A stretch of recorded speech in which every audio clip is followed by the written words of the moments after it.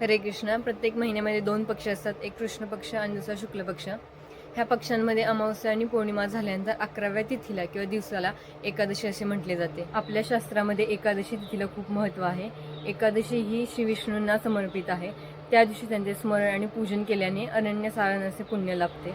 या दिवशी आपण काय करू शकतो, तर त्या दिवशी तुम्हाला पूर्ण दिवस उपवास करायचा आहे आणि तो तुम्हाला दुसऱ्या दिवशी सोडायचा आहे.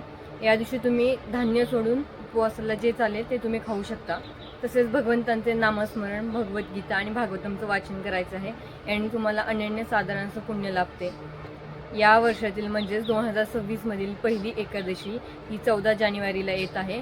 ह्या एकादशीला षष्टीला एकादशी असे म्हटले जाते. षष्टीला एकादशीचे महत्त्व असे आहे की षट म्हणजे 6, तिला म्हणजे तीळ. या दिवशी तुम्ही तिळाचा 6 प्रकारे वापर करायचा आहे.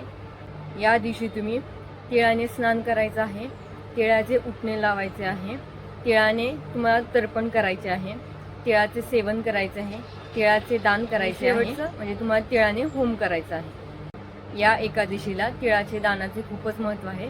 त्यामुळे तुम्ही या 6 प्रकारे तुम्ही याचा वापर करू शकता. आणि अजून एक ॲडव्हान्टेज या एकादशीला असं आहे की या दिवशी तुम्ही तिळाचे लाडू सुद्धा खाऊ शकता. यावर्षी योगाने एकादशीला संक्रांती सुद्धा आलेली आहे. त्यामुळे या संधीचा फायदा नक्कीच घ्या. Thank you for watching. हरे कृष्ण. हरी बोल.